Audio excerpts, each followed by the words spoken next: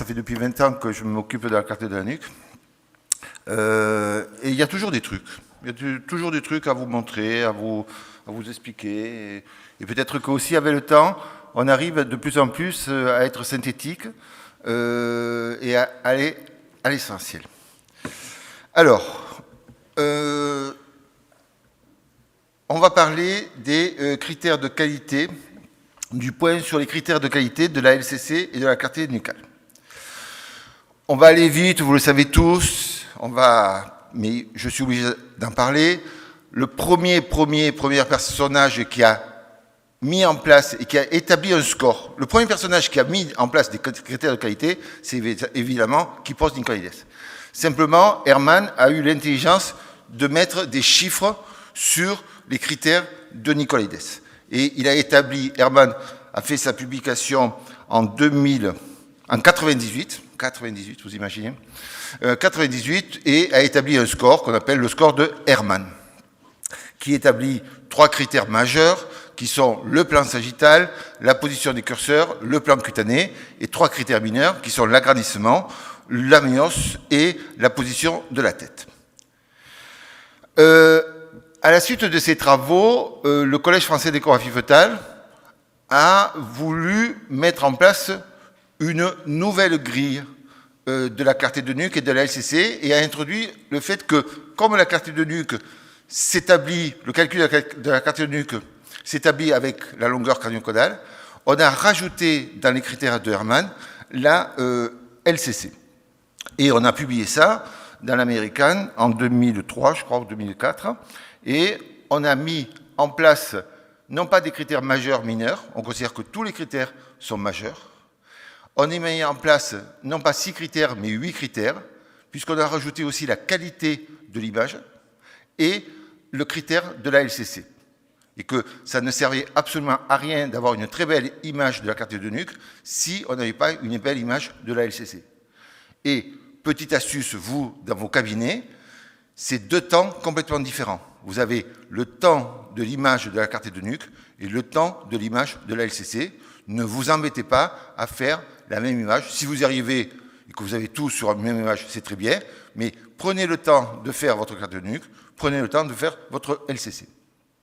Cette grille, elle nous a servi essentiellement pour évaluer vos clichés échographiques et comme on a été organisme agréé pour l'évaluation des pratiques professionnelles, ça nous a permis de mettre en place cette évaluation qui nous a été demandée par les biologistes pour faire du risque combiné de la trisomie 21.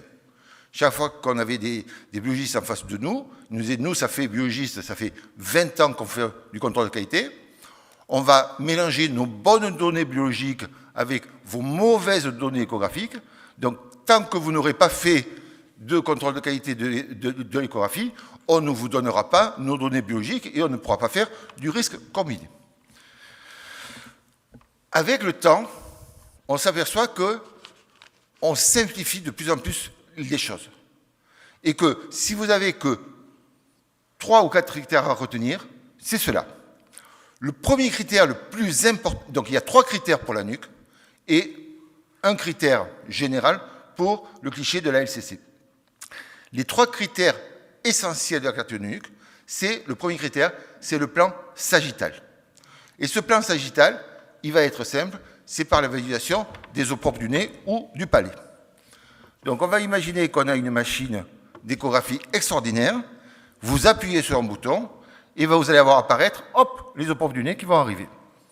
Ou aussi, qui vont repartir, et vous avez le palais qui est là. À partir du moment où vous avez soit les os propres du nez, ça veut dire que vraiment, vous êtes dans un plan sagittal, ou accessoirement le palais, ce plan sagittal est acceptable. Et ceci est lié à une publication où, schématiquement, je vous ai montré un pôle céphalique. En haut, c'est le front, en bas, c'est l'occiput, et la clarté de nuque, c'est ça. Et il y a une étude qui a montré que quand on était en plan sagittal, strict, pour ce même fœtus, la clarté de nuque était à 1,9, alors que si on déviait un peu et qu'on voyait la branche montante du maxillaire supérieur, avec une déviation de 15 degrés, cette nuque de 1,9 passait à 1,5. Et lorsque ont dévié de 25 degrés. Cette nuque qui était à 1,9 dans un plan sagittal strict était à 1,3. Et sur ce schéma, vous comprenez très bien, puisque la carte de nuque n'a pas une distance égale latéralement. Et donc, nous qui évaluons, cette déviation de 25 degrés, c'est l'orbite. À partir du moment où on voit dans vos clichés l'orbite et que vous mesurez la carte de nuque, on considère que vous n'êtes pas dans un plan sagittal et que ce critère est insuffisant. Le deuxième critère important, ça a été la position des calipers. Alors, la position des calipers, ça a été un problème puisque dans les premières publications de Nicolaides, pour faire schématique, il a considéré qu'il y avait une plage écogène, blanc, une plage anécogène, noir, et une autre plage écogène. La réalité, avec les progrès de la machine, montre que ce n'est pas tout à fait ça, et qu'entre la plage écogène et anécogène, il y a un grisé. Et qu'on s'est aperçu que les échographistes mettaient leur curseur entre la plage finement écogène et la plage anécogène. Et que, au contraire, il faut mettre ces curseurs entre la plage fortement écogène et finement écogène. Le troisième critère, c'est l'agrandissement. Ça, c'est relativement simple. Votre cliché est figé, vous n'avez qu'à tourner un bouton, et il faut que votre fœtus occupe au moins les 2/3 de l'image. Sur la LCC, on a essayé un peu de simplifier. On a considéré qu'une LCC était correcte à partir du moment où il y avait le plan sagittal, que les calipers étaient en place et que la tête était en position intermédiaire. Cette tête en position intermédiaire, c'est le coussinet amniotique sous le menton. Ces 4 critères que je vous ai dit, c'est du travail, c'est de la simplification, mais c'est aussi marqué noir sur blanc dans un décret ministériel qui dit que, dans un but d'amélioration des pratiques, le contrôle qualité des mesures de la carte nucale et de la longueur crânio-caudale, prise en compte dans le calcul du risque, repose sur l'adhésion des échographistes à un programme d'assurance qualité.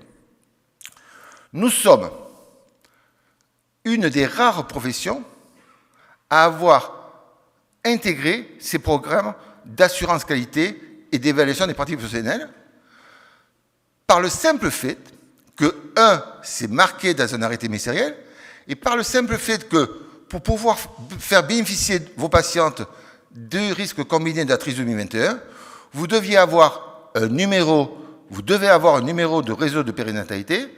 Ce numéro de réseau de périnatalité est donné simplement à partir du moment où vous avez fait une évaluation des pratiques professionnelles. Avec maintenant, il n'y a plus que 2 organismes qui font cette évaluation, c'est le CFEF et le CNGF. Et que dans cet arrêté, il est marqué noir sur blanc les 4 critères que je vous ai sortis: la qualité du plan sagittal, la position des curseurs, l'agrandissement pour le cliché de la carte nuque et la qualité du cliché de la longueur crânio-caudale. Et qu'on va suivre la médiane de distribution des mesures de la carte de la nuque. Alors, ce suivi des mesures de la carte de nuque, on s'est aperçu que, au début, en 2010, les Français sous-mesuraient la carte de nuque. Et qu'on avait, normalement, on devrait être dans tout l'ensemble du parc médical français qui font des échographies, à un multiple de médiane qui est égal à 1. Quand on a commencé à récupérer les médianes des Français, on s'est aperçu que cette médiane était à 0,83. On a pu mettre en évidence, au Collège français d'échographie fœtale, qu'il y avait une relation entre la valeur du multiple de la médiane et la sensibilité du dépistage de la trisomie 21. Et le simple fait de vous donner tous les 6 mois, par l'intermédiaire de l'outil Bionucal, vos valeurs du multiple de la médiane, a permis de faire passer cette multiple de la médiane de 0,83 à 0,93.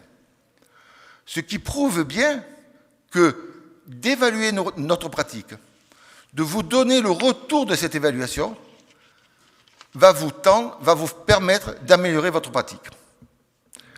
On me fait toujours la critique en disant « Mais Nicolas, c'est comme un artificiel, c'est pour te faire plaisir, et donc on augmente un peu nos curseurs et tout ça. » Je m'en fous et contre-fous.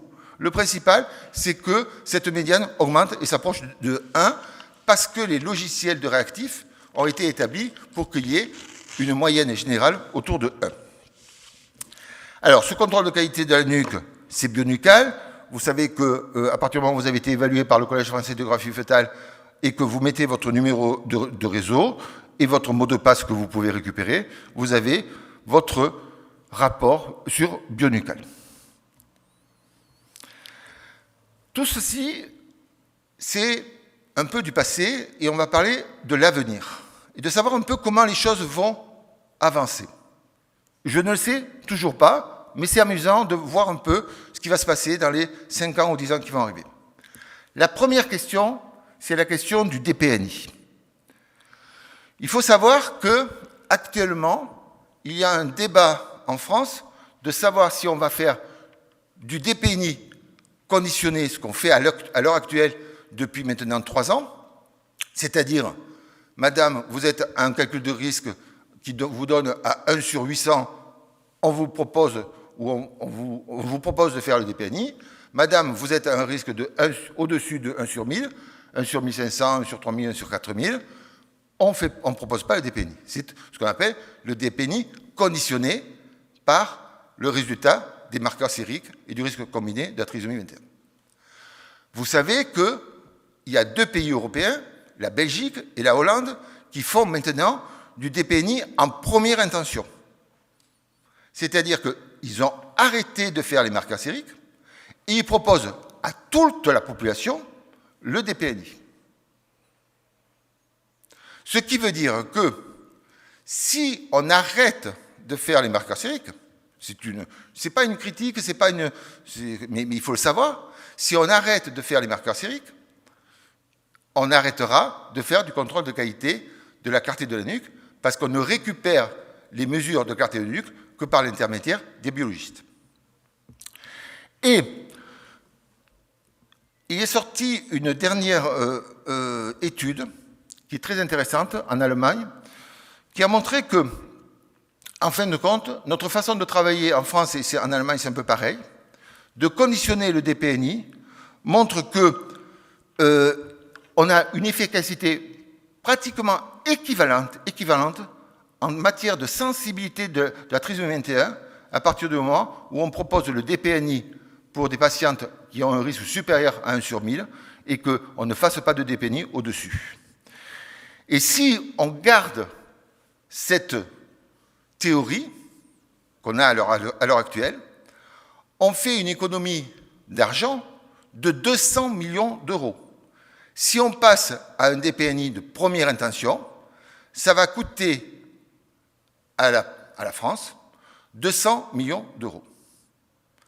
Le DPNI en première intention peut être très bien parce qu'il va légèrement augmenter la sensibilité du dépistage de la trisomie 21. Il va alerter beaucoup moins de femmes. À l'heure actuelle, le passage de 1 sur 250 à 1 sur 1000 a fait qu'on a alerté maintenant, on est passé de 3% de patientes qu'on alertait avant, quand c'était sur 1 250, on est maintenant à du 12%. 12% de votre clientèle, patientèle, 12% de votre patientèle a un risque qu'on lui dise, madame, vous êtes à risque, vous devez faire un examen supplémentaire. Le fait de passer un DPNI pour une intention, ce 12%, il va se réduire à du 0,5 ou du 0,1%, puisqu'on n'aura qu'une seule prise de sang. Mais ça va coûter 200 millions d'euros. Et ça va faire arrêter le contrôle de qualité de la nuque. Est-ce que ça va faire baisser la qualité de la nuque? Est-ce que les gens vont dire, bon, maintenant, on ne va pas s'emmerder, entre 1,5, je ne sais pas.